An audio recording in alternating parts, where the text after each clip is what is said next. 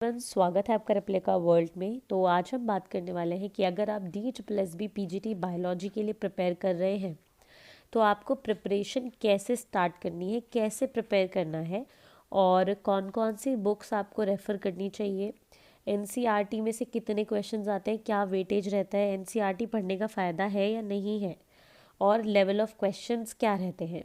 अगर UG और PG level के क्वेश्चंस आते हैं तो पेपर में कितने सवाल आते हैं उसके, इस तरीके के कुछ सवाल थे आपके जिसके बारे में आज मैं बात करूँगी। तो चलिए शुरू करते हैं। तो देखिए, सबसे पहले मैं ये बोलना चाहूँगी कि जो भी चीज़ें मैं आपको बता रही हूँ ये प्रीवियस ईयर क्वेश्चन पेपर के एनालिसिस के बाद बता रही हूँ।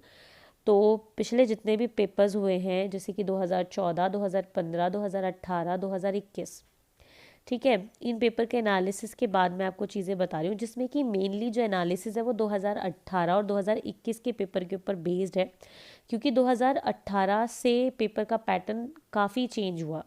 क्योंकि 2015 में आउट ऑफ सिलेबस क्वेश्चंस मतलब कह सकते हैं हायर लेवल क्वेश्चंस बहुत ज़्यादा आते थे और NCERT पे इतना फोकस नहीं होता था।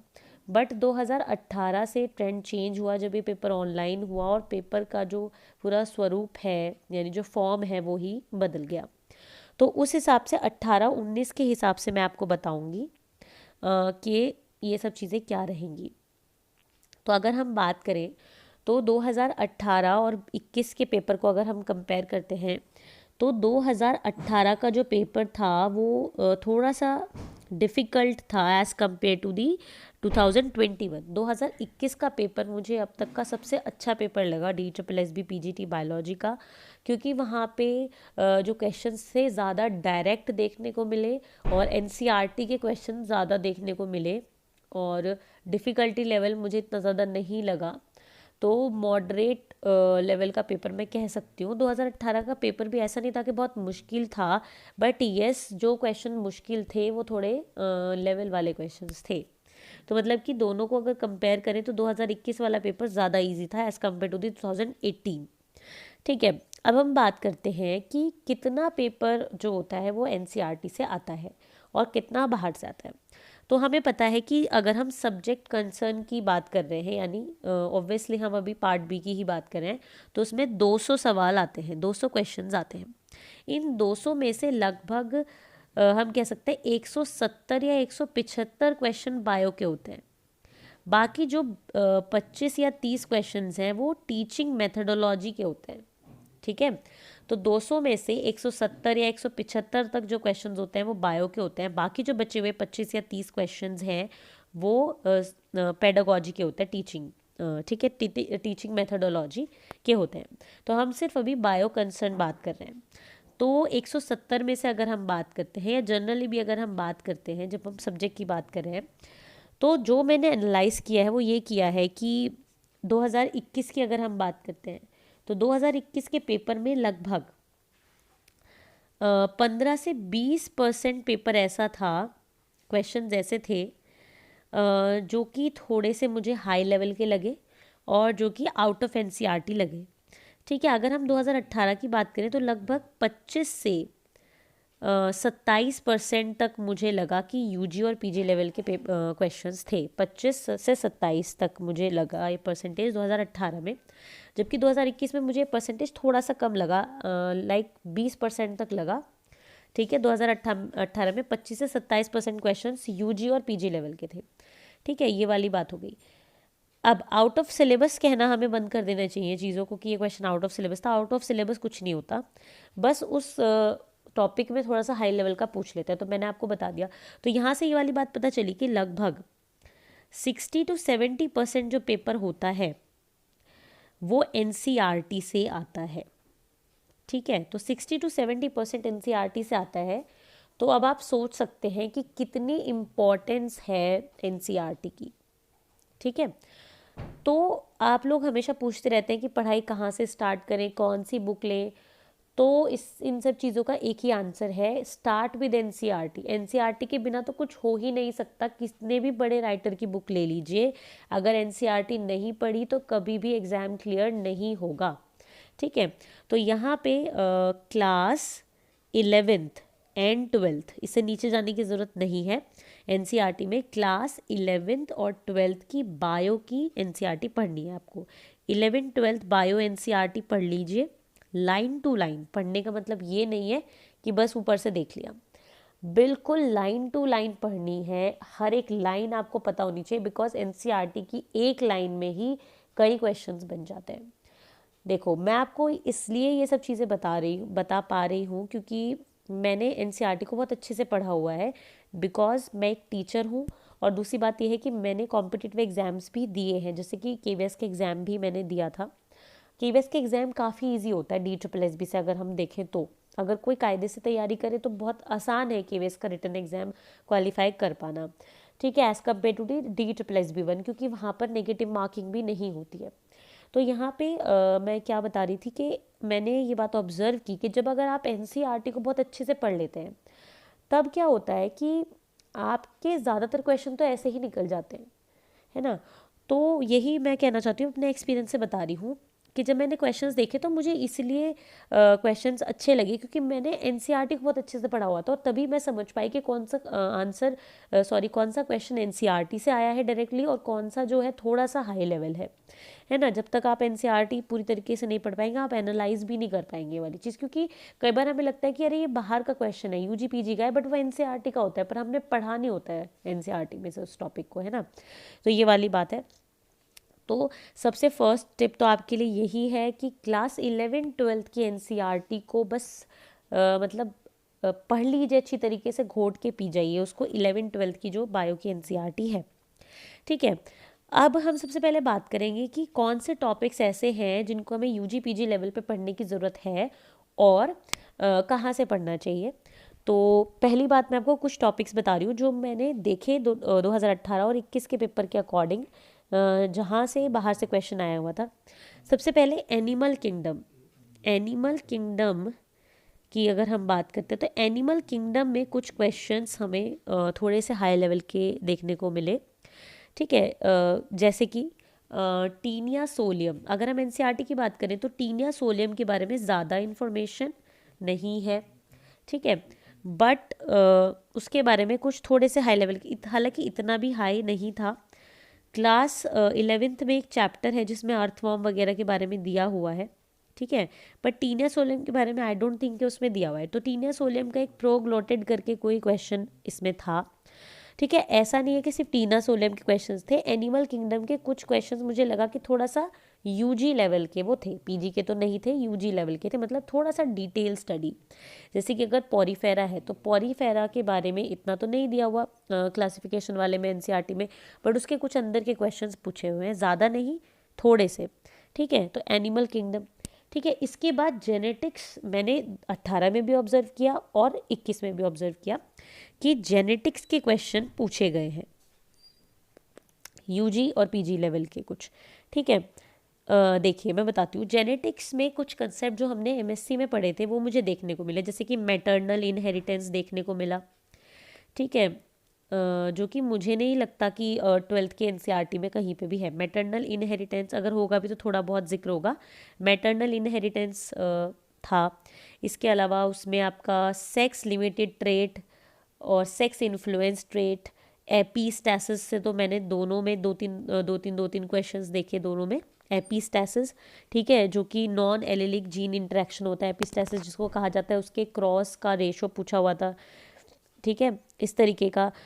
तो जेनेटिक्स के क्वेश्चन मुझे देखने को मिले। तो जेनेटिक्स में आपको जो इम्पोर्टेंट कह सकते हैं फिनोमिनन्स हैं, जैसे कि एपीस्टैसिस हो गया, जैसे कि आपका मैटरनल इनहेरिटेंस हो गया, और sex influence, sex limited traits, ठीक है, एक और होते हैं इसी से रिलेटेड वो ट्रेट्स, ठीक है।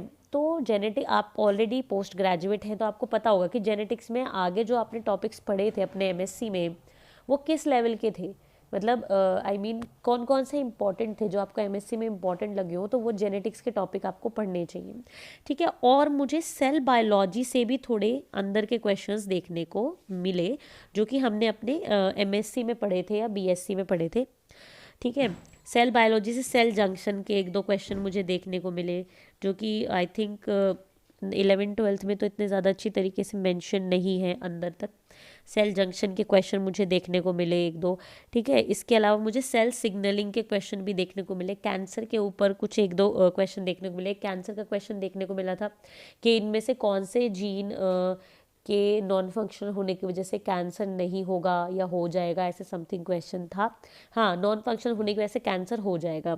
तो इस तरीके से कैंसर वाला क्वेश्चन भी मैंने एमएससी में पढ़ा था अपने सेल बायोलॉजी में, सेल सिग्नलिंग वाले में। तो उस तरीके का एक सवाल आ रखा था, ये एमएससी के लेवल का था क्वेश्चन, ठीक है। तो सेल बायोलॉजी के सेल बायोलॉजी में ही जो सेल डिवीजन वाला पार्ट होता है उसके भी कुछ अच्छे क्वेश्चंस थे, मतलब कि कंसेप्ट तो एनसीईआरटी का ही था बट क्वेश्चंस घुमा के पूछे हुए थे, इस तरीके के मतलब स्मार्ट क्वेश्चंस थे सेल बायोलॉजी के भी, ठीक है।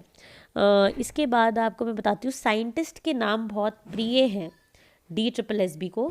साइंटिस्ट के नेम और ईयर के बारे में उनको बहुत ही मज़ा आता है सवाल पूछने में, तो साइंटिस्ट के नाम बेसिकली उन्होंने पूछे हैं। ईयर के बारे में आपको बताती हूँ। ईयर तो जो एनसीईआरटी में किसी भी चीज़, किसी भी यूनिट के जो ईयर्स हैं उनको याद कर लीजिए, उनके जो साइंटिस्ट के नाम है वो याद कर लीजिए। मैं आपको ये नहीं कहती कि पता नहीं जितने भी साइंटिस्ट है बायो में सबके नाम याद करिए, नहीं, एनसीईआरटी में जितने साइंटिस्ट दिए हुए हैं उनका नाम, उनका काम, उनका ईयर, ये याद कर लीजिए। इसके क्वेश्चन ज़रूर आते हैं। अगर मैं आपको बताऊँ तो पूरे पेपर में 4-5 क्वेश्चन तो आपको साइंटिस्ट के ही मिल जाएंगे आराम से, ठीक है। तो ये मैंने आपको बता दिया, ठीक है। इसके बाद हाँ, ह्यूमन फिजियोलॉजी के कुछ क्वेश्चंस भी मुझे थोड़े से डीप स्टडी के लगे कि एनसीईआरटी से कवर नहीं हो पाएंगे, जिसमें बेसिकली नर्वस सिस्टम से कुछ क्वेश्चंस मुझे लगे, जैसे कि ब्रेन के नर्व्स के बारे में कुछ पूछा गया था, ठीक है। इसके अलावा ब्रेन की एक और नर्व से रिलेटेड एक क्वेश्चन था, एक फोरामेन से रिलेटेड क्वेश्चन था, एक आई से रिलेटेड क्वेश्चन था, तो वो ब्रेन से थे। तो जो बाहर के क्वेश्चंस आए हैं वो ह्यूमन फिजियोलॉजी में भी ज़्यादातर नर्वस वाले जो चैप्टर है उससे आए हैं। क्लास 11th का चैप्टर है ये, ठीक है। इसके बाद कुछ एक दो क्वेश्चन मॉलिक्यूलर बायोलॉजी के भी, जैसे लिंकिंग नंबर के बारे में पूछा गया था, ठीक है। मॉलिक्यूलर बायोलॉजी से भी एक दो क्वेश्चंस मुझे लगा कि हाई लेवल के थे, ठीक है। इसके बाद इवोल्यूशन के भी कुछ क्वेश्चंस, इवोल्यूशन को डीप पढ़िएगा, पहले एनसीईआरटी से पढ़ लीजिए, फिर थोड़ा बहुत हाई पढ़ लेंगे तो चल जाएगा। डेवलपमेंटल बायोलॉजी से बहुत मतलब कि मुझे देखने को मिला कि डेवलपमेंट बायोलॉजी के अगर मान लो 4 क्वेश्चंस हैं तो उसमें से 3 थोड़े से डीप क्वेश्चंस थे, ठीक है। तो डेवलपमेंट बायोलॉजी के थोड़े से डीप हम कह सकते हैं सवाल थे उसके। इसके अलावा स्केलेटल सिस्टम के क्वेश्चंस थे, और एसटीडी पे तो हर बार क्वेश्चन आया है, सेक्सुअल ट्रांसमिटेड डिजीज़ पर और कॉन्ट्रासेप्टिव मेथड्स पर हर बार क्वेश्चन आया है। एनसीईआरटी से ही काम चल जाएगा आपका मेरे हिसाब से। बस ये है कि जो एसटीडीज़ हैं जो भी एनसीईआरटी में मेंशन है उनके कॉजल एजेंट आपको ज़रूर पता होने चाहिए, टारगेट ऑर्गन, ठीक है, सिम्टम वगैरह, मतलब कि जो एनसीईआरटी में एसटीडी दिए हुए हैं भले वहाँ पे सिर्फ जिक्र किया हुआ है पर आप उसके बारे में थोड़ा सा पढ़ लीजिएगा, एसटीडी के बारे में और कॉन्ट्रासेप्टिव मेथड्स के बारे में, ठीक है। तो ये मैंने आपको बता दिया। इसके अलावा कुछ एक दो टॉपिक्स और हैं, जैसे कि एंजाइम क्लासिफिकेशन पे भी मैंने क्वेश्चंस देखे, 3-4 क्वेश्चन मुझे देखने को मिले एक सिंगल पेपर में। एंजाइम क्लासिफिकेशन में इनमें से कौन सा एक ऑक्सीडेटिव नहीं है, और इनमें से कौन सा एंजाइम एक प्रोटीन नहीं है, इनमें से कौन सा एंजाइम आइसोमरेज है, इस तरीके का क्वेश्चन भी देखने को मिला। रिप्रोडक्शन वाला चैप्टर बहुत अच्छे से पढ़ना है आपको, और मैं आपको सजेस्ट करूँगी कि रिप्रोडक्शन वाला चैप्टर तो आपको रेफरेंस बुक से पढ़ना चाहिए, ठीक है। तो देखिए अब मैं आपको बायोटेक्नोलॉजी भी बहुत इम्पॉर्टेंट है।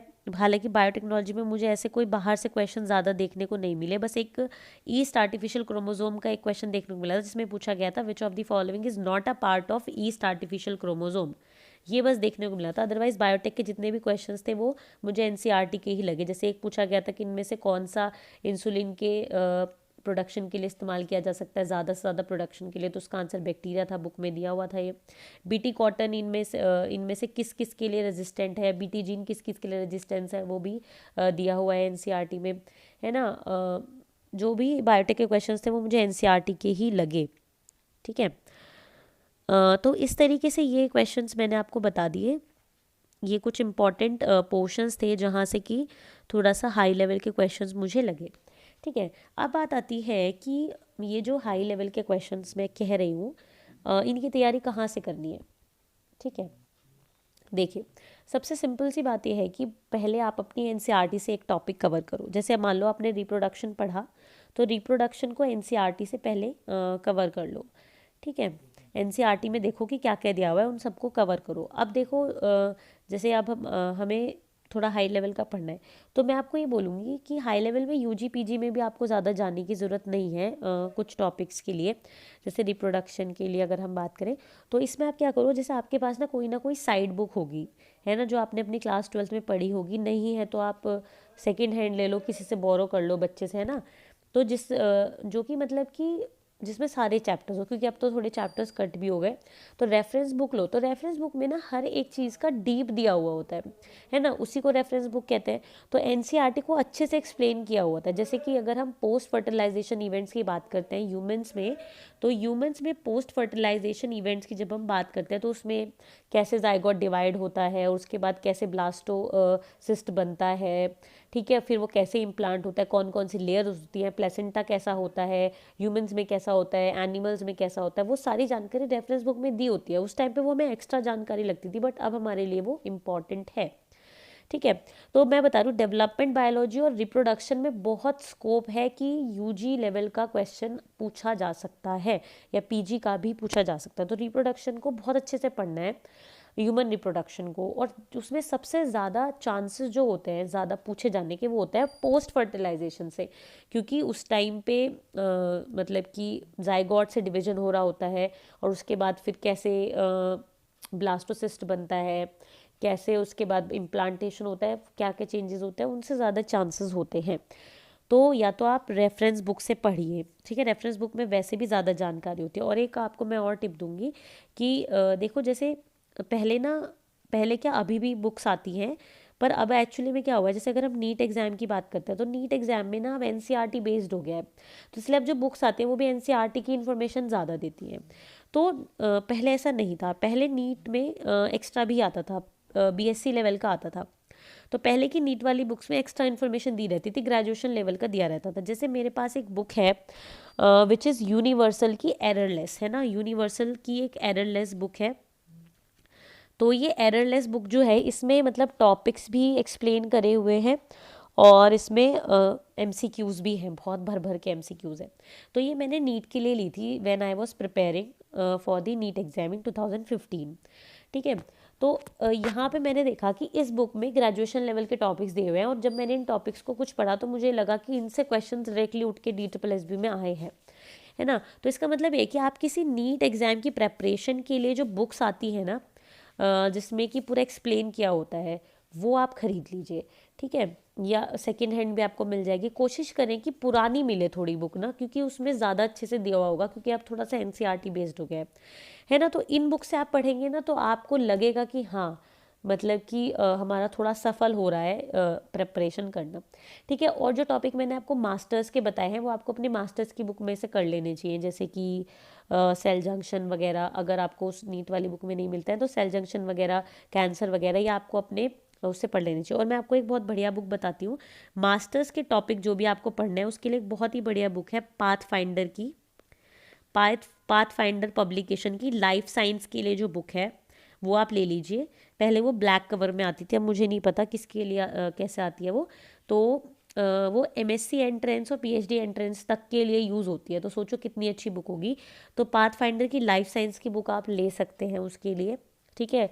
ऑनलाइन भी मिल जाएगी, बट उसके कुछ पेजेस मिसिंग होंगे ऑनलाइन, तो इसलिए, ठीक है। तो ये आप ले लीजिए, और पढ़ना आप स्टार्ट कर दीजिए। और पढ़ने के लिए वही है कि एक चैप्टर पकड़िए और उसको टॉपिक वाइज पूरा करिए पहले, और उसकी पूरी तसल्ली करिए। साइड बुक से जितना पढ़ना है पढ़ लीजिए, उस चैप्टर को पूरी तरीके से तैयार कर लीजिए।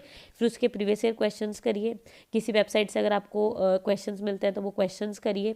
जब वो टॉपिक हो जाए तो फिर आगे बढ़िए। तो इस तरीके से बाकी स्ट्रैटेजी पे हम आगे कभी और बात करेंगे। आज ये वीडियो सिर्फ इसीलिए थी कि मैं आपको बता सकूँ कि कौन से टॉपिक किस लेवल के आपको पढ़ने हैं, ठीक है। तो आज के लिए सिर्फ इतना ही। आई होप कि ये वीडियो आपके लिए हेल्पफुल रहेगी। Thank you so much.